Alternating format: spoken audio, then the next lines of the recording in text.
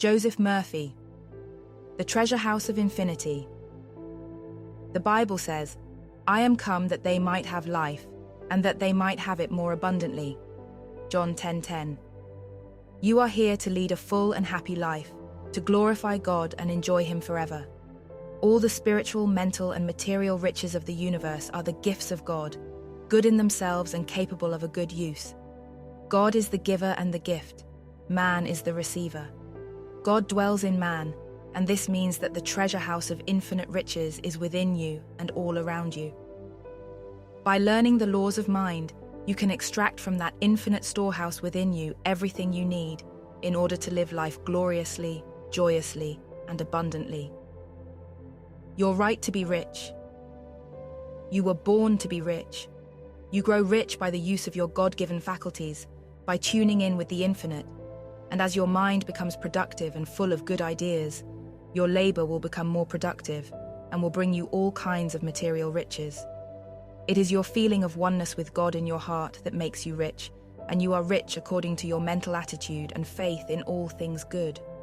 All of the riches of the infinite, within and without, are yours to enjoy. There is no virtue whatsoever in poverty, which in actual fact is a mental disease, and it should be abolished from the face of the earth. You are here to find your true place in life, and to give of your talents to the world.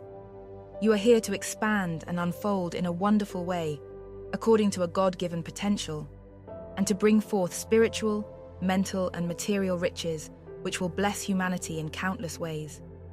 Learn how to surround yourself always with beauty and luxury, and realize your inalienable right to life, liberty, freedom, and peace of mind.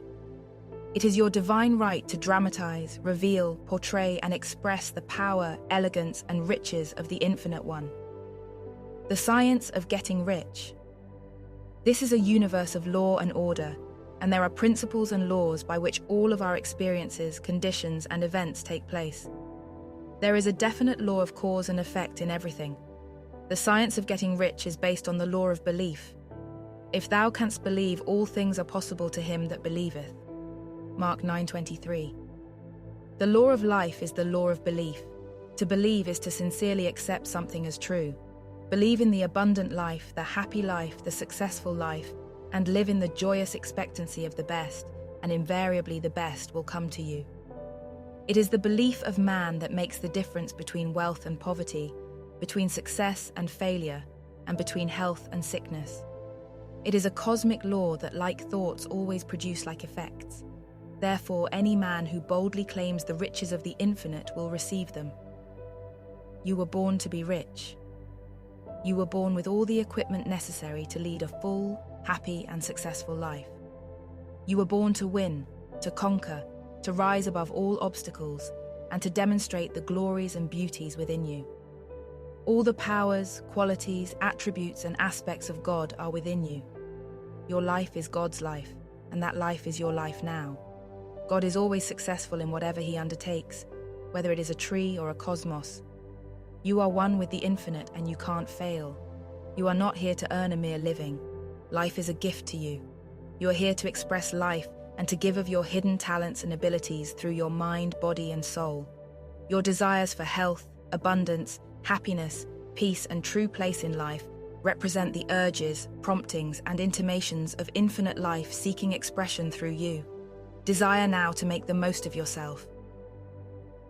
A businessman's 3 steps to riches. A business friend of mine in Beverly Hills said to me in his store, "My brother is in the same business as I am, just 3 blocks away, and he is prospering and rolling in wealth. Recently he hired 2 additional sales clerks. Yet, I can't make ends meet. It is not the environment or the merchandise, it must be me."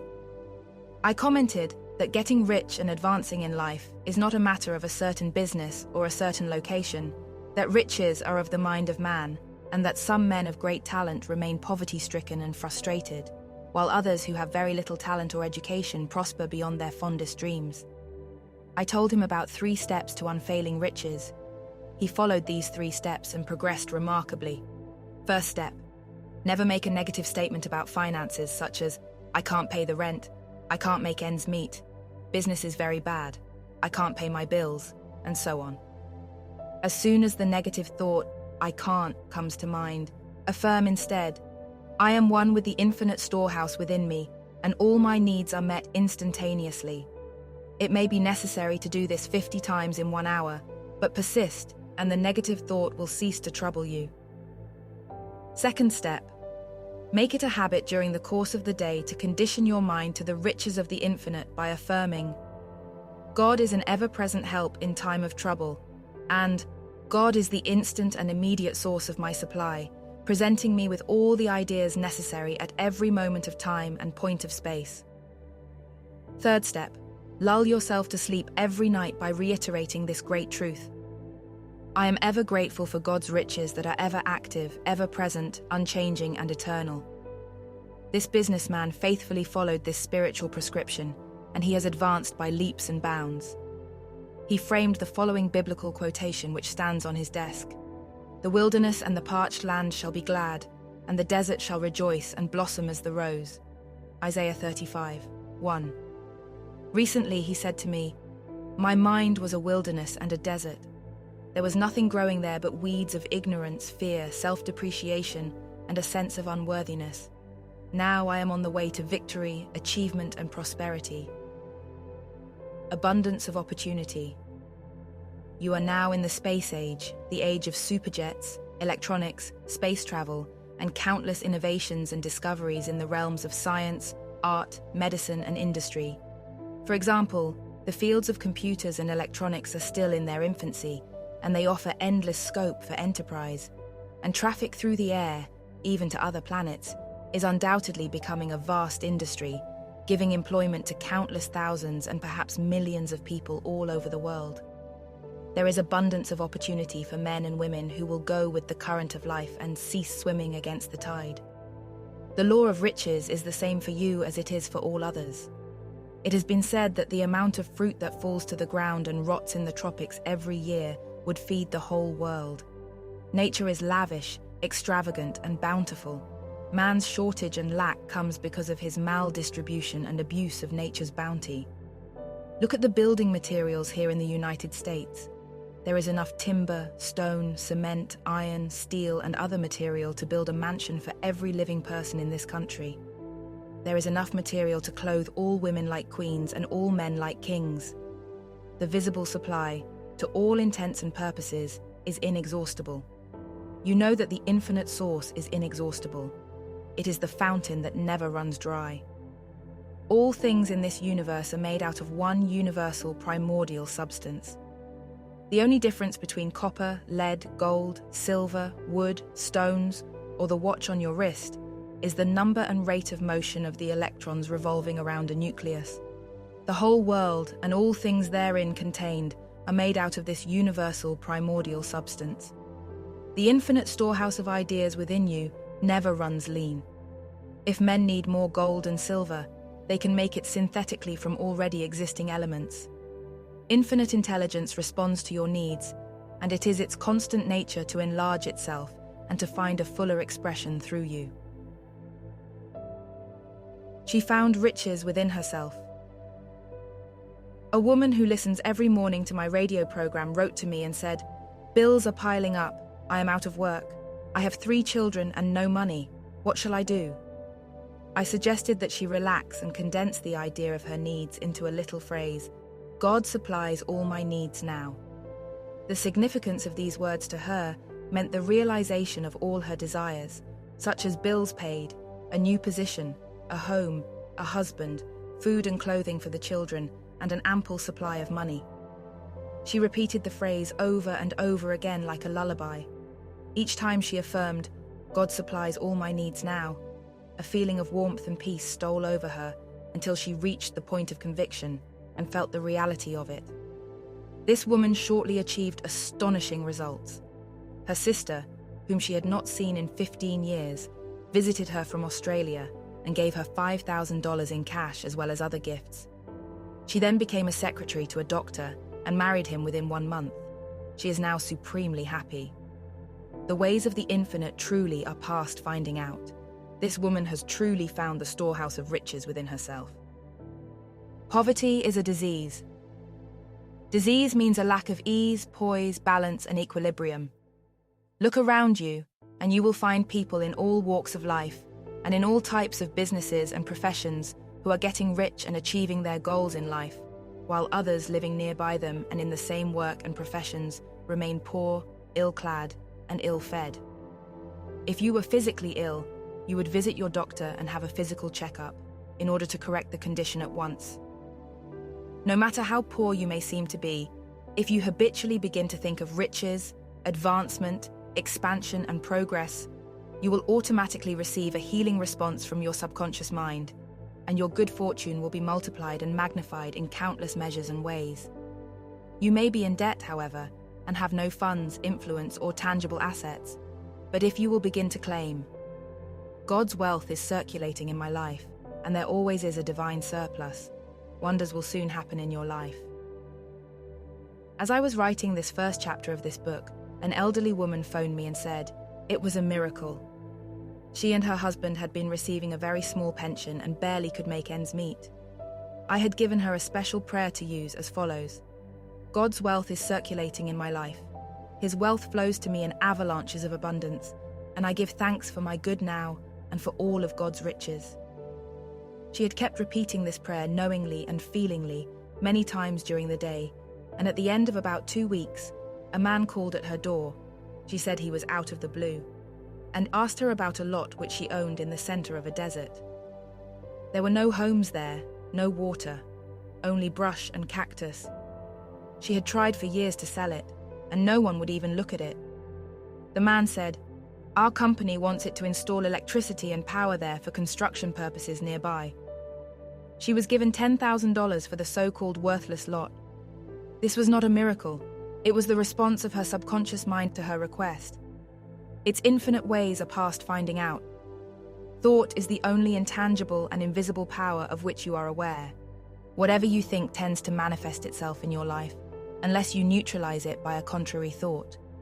Your thought definitely and positively can produce for you tangible capital through your subconscious mind. Your subconscious mind moves as it is acted upon by your thought. If you think poverty thoughts, you will become poor, no matter how rich you may now be. If you make a habit of thinking of riches, spiritual, mental, and material, you must become rich according to the law of reciprocal relationship. In other words, when you think, "Wealth is mine now," and remain faithful to that idea, your subconscious mind will respond by distributing to you wealth along all lines according to the nature of your thought life. All inventions, buildings, structures, cities, and devices of all kinds, including all man-made forms and processes, as well as those of nature, came out of the same type of invisible storehouse within you. When you think of moving from your chair, you make that motion. The scientists thought of projecting voices and harmonics into your home. Television was the result. The electronic impulses were transmuted into form, voice, music, etc. You are really living in a thought world. The infinite presence thought of a world, and the universal mind moved according to that thought and took the form of a physical, dynamic universe, plus its system of stars, suns, and moons, and the endless galaxies in space. All this is the product of an infinite thinker, thinking in an orderly mathematical manner and with absolute precision. The poet Joyce Kilmer said, "Only God can make a tree." In creating the trees, whether oak or apple or what have you, the infinite thinker thinks of trees, and the universal mind starts in motion the forces bringing forth all trees according to their nature as prescribed by the principle of growth, which is constant throughout nature. The great law of attraction. Some months ago, a man showed me an invention of an engineering nature and said to me, "I need money to promote this. Lots of money." I explained to him that there is a law of attraction which would supply him with everything he needed for the fulfillment of his dream. I suggested that he make a practice of claiming mentally. Infinite intelligence within my subconscious mind attracts to me the ideal concern which will manufacture, promote, and sell this invention. There are mutual satisfaction, harmony, and divine agreement which bless all concerned. This statement became his habitual prayer. His subconscious got busy, and shortly thereafter, he met a prominent businessman in the Wilshire Ebel Theatre in Los Angeles where I was lecturing. This businessman sponsored the invention and contracted with the proper parties to make the most of the invention. He has recently told me that it is going to be a fabulous product of a revolutionary nature with unlimited profit potential. This demonstrates the law of attraction, and like the subjective wisdom of a seed which attracts to itself everything needed to enable its growth, man also can consciously draw forth the wisdom and ideas necessary for the fruition of his ideals, goals, and objectives for accumulating wealth. Remember, all man-made forms, processes, and anything else he creates must first live in man's thought life. He cannot mold, fashion, or shape anything until he has thought it out. In the end, thought rules the world. Think and gain riches. 1. Use the laws of mind and extract from the infinite storehouse within you everything you need to lead a glorious and successful life. 2. You were born to be rich, and you are here to lead a full and happy life. God wants you to be happy. 3. There is a definite law of cause and effect in everything. Believe in God's riches and you shall receive. It is done unto you as you believe. 4. God always is successful in all his undertakings. You are one with God, therefore you can't fail. You were born to conquer. 5. All riches are of the mind. It is your mental attitude that determines wealth or poverty. Think riches and riches follow. Think poverty and poverty follows. 6. There is an abundance of opportunity for you. Go with the current of life and stop swimming against the tide. There is an infinite number of ideas to draw out of your subconscious. A new idea you have may be worth $50,000. 7. A magnificent way to contact the infinite storehouse within is to make a habit of affirming, God supplies all my needs now. Wonders happen as you pray this way. 8. Poverty is a mental illness. Claim boldly, God's wealth is circulating in my life, and there is always a divine surplus. 9. Your subconscious mind, which is the storehouse of riches, responds to your sincere thoughts in ways you know not of. 10. Thought is the only immaterial and invisible power of which you are aware. Your thought definitely and positively can produce capital for you. 11. The law of attraction attracts to you everything you need, according to the nature of your thought life. Your environment and financial condition are the perfect reflection of your habitual thinking. Thought rules the world.